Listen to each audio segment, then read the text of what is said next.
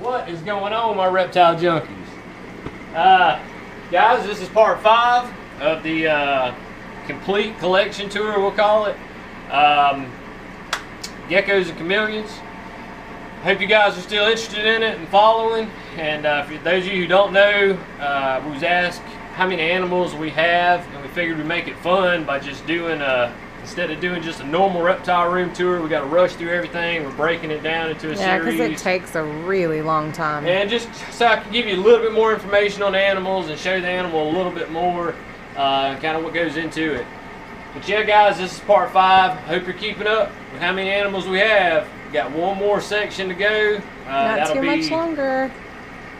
Dogs, cats, others, whatever's left after this. I'm gonna have to go back through them myself at this point And count them all. We have no idea. It's been so long. It's like, oh, but trying to get through them, guys, for you. You know, I run a busy schedule, and then on top of taking care of everybody. So, I guess that's it right this second. Guys, sit back. This is Geckos and Chameleons. I sure hope you enjoy. Stay tuned.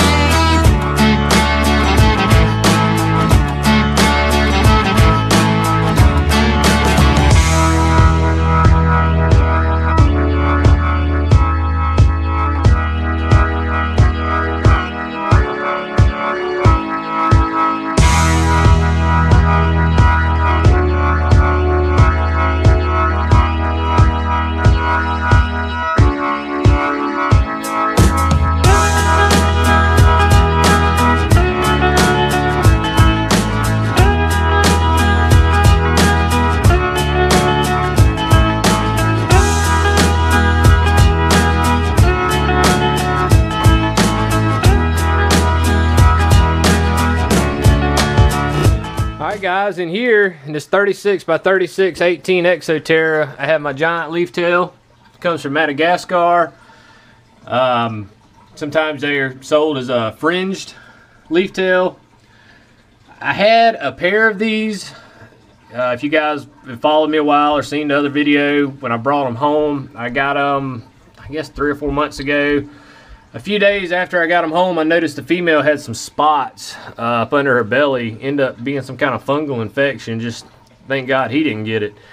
I ended up losing that gecko within about a week's time. And I knew they were imports when I bought them.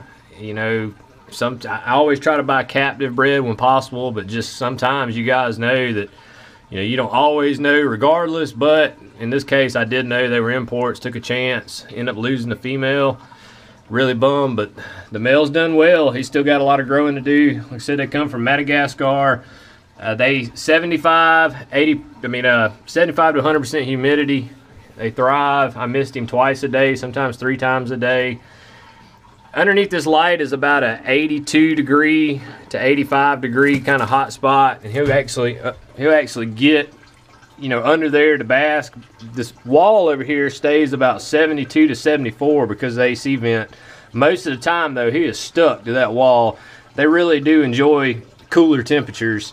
But like I say, most of the time when I cut the lights on in the morning, he'll kind of migrate over there, hover up under the light, and then he moves back off into his corner throughout the day. But that is my leaf tail. He's done awesome.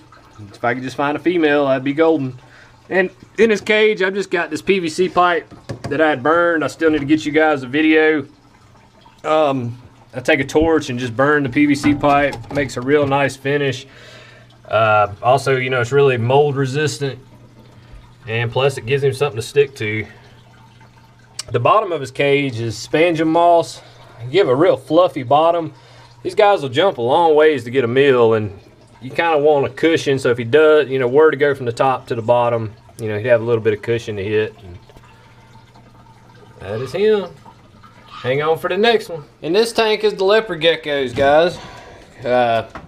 Some of y'all have seen them in this enclosure. We used the excavator clay. It's just a 20-gallon. Used to have them on sand. They did fine. You know, if you feed them from a bowl, that really mitigates the risk of impaction.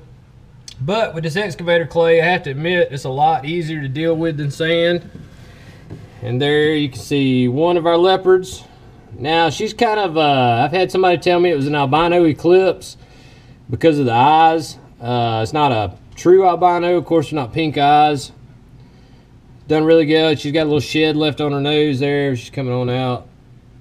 You like that camera? And my carrot tail is in here. I don't know if he'll come out or not, but you can see him. Underneath that section, and I'll mist every now and then in there to give them a little humidity to help with that shed. But it stays between 85 to 90 inside their little heat area here. And they can go over to the other side, of course, for, you know, cooler temperatures. They've really done well growing up. Getting bigger and bigger every day. You gonna bite the camera again?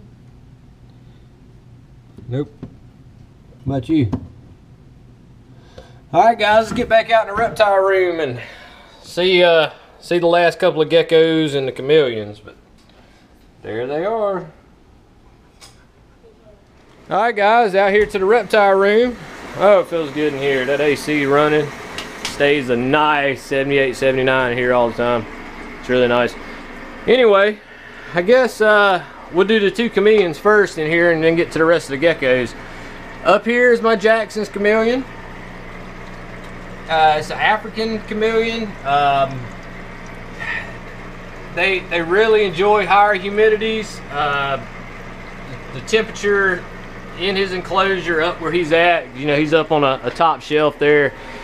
Right up under his light, it gets about 85 degrees for a max, and you'll see him bask. Most of the time he spends his time mid-range, which is about, you know, 78 to 80 degrees. I've got one of these little waterfalls in here. It really is a chameleon drinking fountain. That little thing has worked great. It really seems to enjoy it. The Jackson's requires a little bit more moisture and you know, likes to drink more often than the Veiled. See if I can find him. There he is. But I also do mist him. Done really neat. It's one of my favorite species of chameleons. He's still got a little shed stuck, but all in all, he's done really well. My Veiled is over here. Species native to Yemen. They come from the Yemenese mountains, mountain range, right off the coast. You know, there again, same temperature range. The Veiled chameleon can actually withstand cooler temperatures. It never gets below 75 in here, but right where he's at chilling is, if you were to check it with the gun, it's about 84 to 85 degrees right there. And of course, as it goes through thermoregulation, it eases back off into a different temperature gradient. But there's my Veiled. It's done awesome. I missed it. She doesn't drink every day. I missed her every day. It's usually about every other day she'll have a good drink, and just give them plenty of climbing variety, and they do really well. Really hardy species of chameleon. Only thing bad about chameleons is, you know, they really kind of have a short lifespan in comparison. You know, 5 to 7 years is about what you're going to expect tops. I have heard stories of people having them live to 10, but hopefully mine will live to 10. On the geckos. In here is our crested gecko, or really April's crested. She was wanting a crested really bad. He's inactive now. The lights just came on, so he's in his sleep mode. We've been feeding him a diet of the Pangea reptile mixes, organic baby food, of course crickets, and also every now and then we do mixed fruits, papaya, mangoes, that sort of deal, and kind of mush it up. Really enjoys that as well. Species indigenous to New Caledonia, and that's the only place they're found in the world. Really like it, you know, humid. They come from the jungle. I've been keeping, I missed him about twice a day, once in the morning usually, and then once a night before I go to bed. I'll mist him again, and really done good. There's our crested. I'll try to get you a little better shot there. Alright.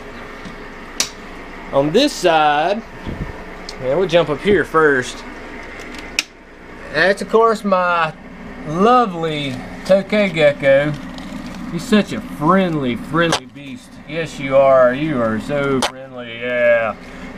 Anyway, there's my Tokay, native Asia.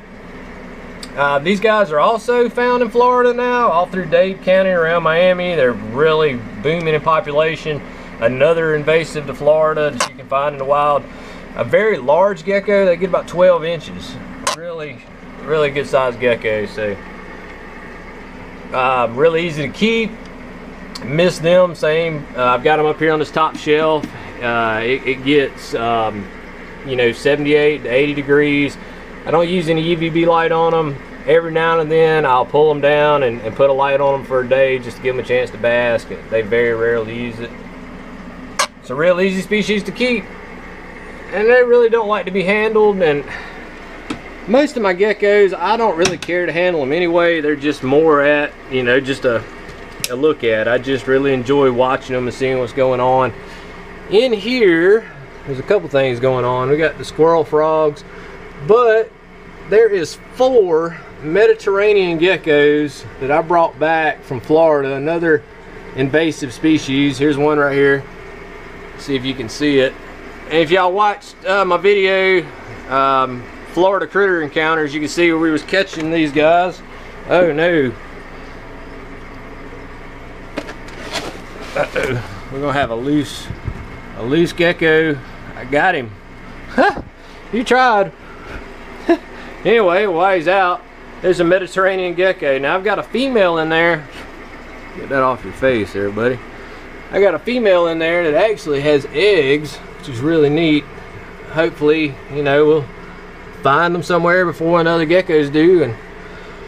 But there again, Mediterranean house gecko. There he goes up the back. These things were all over the house that we stayed at in Florida, and so I brought 4 of them back just to, I mean, they're invasives. I don't feel bad about taking them out of the wild. Done really well though, you know, since that trip. Feed them mostly mealworms, small roaches. And I missed them every day, you know, just like your other geckos, and they seem to thrive. So, in here is my skunk, which I'll take it around back and see if you can see him. Skunk gecko, white line gecko. Another gecko that's native to Indonesia. See, left me some nice fresh presents down there, but I was trying to get a better shot for you guys. Really easy to care for gecko, doesn't require a lot of space. They are really fast though and flighty. There again, I don't, you know, I just a more of a look at pet for me. Oh, here she comes. There you go. There's my skunk. Crickets, roaches, occasional mealworms. Same thing, missed them once, twice a day. 60 to 80% humidity, they do fine. An ambient temperature anywhere from 78 to 85 degrees, no higher than 85, and they'll thrive for you. And they can actually live over 10 years. So cheap, easy to care for, awesome specimen to have. Next door to him is my golden gecko, which I'm sure he's going to be just as flighty. Goldens are awesome. They come from Vietnam. If you've watched my other videos, that golden right there is older than my son. I actually had that gecko before we had him. He is 10 years old, and so I've had that gecko now for over 10 years. They say they have been known to live to 15, so we'll see. Long live the golden gecko. We said they come from Vietnam, from the jungles. They like it humid as well. I miss them every day. Feed them a, you know, good gut-loaded crickets, calcium dust once a week, and it's been thriving. And next door to him, which is last but not least, is my Halmahera gecko. Oh, whoa! Oh no! Another escapee. Now, oh yeah.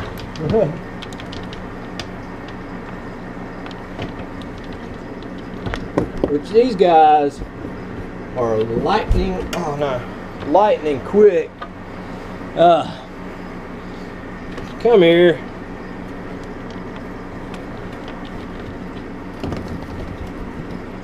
I got him. All right, let's get a closer look at this guy. Now you have to be really careful with the Halmahera. I'm sorry, I have to laugh. Yeah, This is like the... that was two escapes. No, over the last couple of days cleaning cages, like, I could not tell you how many geckos have escaped and been caught. You know, that's the thing. That's why I don't handle my geckos. These guys here, as I was saying, the Halmahera, they come also from the coast of Indonesia, from the Isle of Halmahera. It's actually a borax gecko. They also call them a poor man's lychee. Oh no! Watch your foot. I'm watching him. A poor man's lychee, honest. Miss them regularly, twice a day, same thing. Humidity 70, you know, to 80% is fine, and as long as it don't get hotter than 85, they'll thrive. Nocturnal geckos, just like all the others. Now this gecko here, and also I mentioned that with the golden, he loves crickets and stuff too, but he also loves the same Pangea diet that the crested gecko gets. He really enjoys that, and he also enjoys the baby food and the papaya and such as well, as does the golden gecko. So just a neat tidbit there if you're thinking about getting one. You know, you already got a crested gecko, maybe you're thinking of another gecko. Well, you could get you one of these and pretty much put him on the same diet as your cresty. So, well guys, whew, man, I got my workout, I tell you. Two escapees. Got the house gecko, I caught him, and then the Halmahera. Now the Halmaheras, they get equivalent in size to a Tokay gecko, pretty much. A Tokay would be about 12, a Halmahera would be about 11 inches. The Halmahera is just a lot faster, as you saw when he got out going. The reason that's so funny though is when we was actually doing the Tokay, he got out, and I had to crawl under Poseidon's enclosure, cut a hole in the wall on that side to get up in there and get the Tokay. And he tore me up. I mean, he bit the crap out of me while I was bringing him out. That was the first escape, and then he escaped last night too. And I know April said, "I can't believe you're gonna cut a hole in the wall."